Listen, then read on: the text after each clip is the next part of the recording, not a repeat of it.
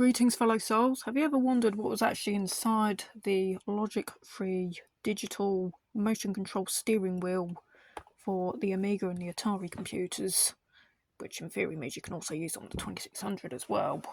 Well, let's take a look inside. Here's some screws that we undid earlier, over there. And surprisingly, despite seeming like a very high-tech thing for, was it 1991 or 1992, the actual circuitry is surprisingly minimal.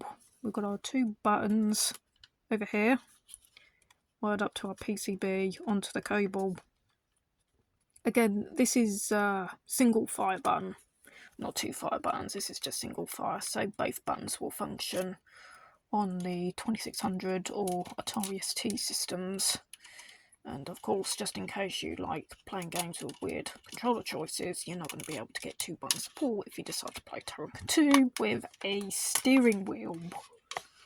Well, I thought playing House of the Dead 2 with a fishing rod controller was quite fun on the Dreamcast, so each to our own. Now what becomes rather interesting here are these two components, because they seem to be the only non-standard components. But what are they? They look kind of like capacitors, but they're not, are they? No. Well, tell me what you think they are in the comments at the bottom. I haven't actually Googled this, so whether I'm actually interested in Googling it, something for another day, I suppose. But yeah, it's a tiny little circuit board, and it's really simple looking for something that must have seemed like a really high-tech thing in its day, because this predates the Wii by about 15 years. What was it? It was about 15 years, I think. Was it 2005 or 2006? I don't know. I'll just say 14, 15 years this thing predates the Wii, I think. Unless it actually is earlier than 1991. Yeah, interesting. By all means, interesting.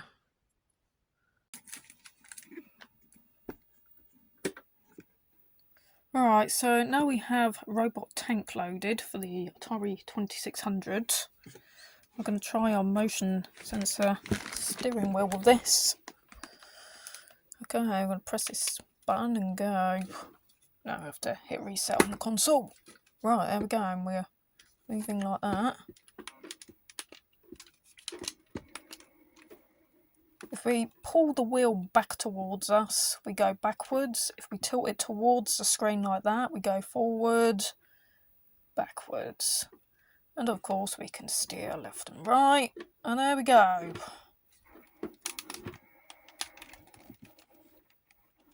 Oh, they had me there.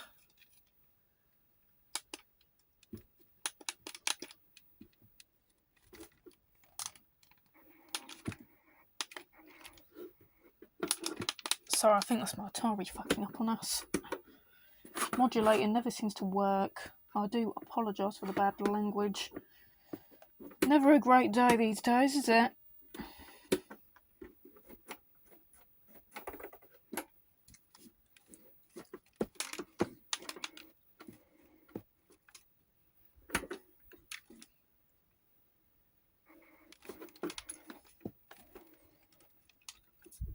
Sometimes I wonder if it's actually the input being received on the left port is actually causing some sort of havoc with the modulator. I don't really understand how technically that can be so, but we get the idea that's how this wheel works now. Oh, that's just terrible. So yeah, there we go. Let's see. Original Mario Kart Wii type steering wheel motion controls for your Atari 2600 or Amiga or Atari ST or any such derivative control products. Those systems. Yeah, certainly interesting. Don't know too much about it, but I think it's from about 1991. It may have came bundled with Nigel Mansell racing game for the Amiga. Nigel Mansell's World Championship. I don't know the exact name of it right now. But it was something to do, but it was definitely Nigel Mansell involved in the races. Yeah, I say 91, 92. Could be earlier, but I'd be a little bit surprised there. Alright, very cool. Happy gaming.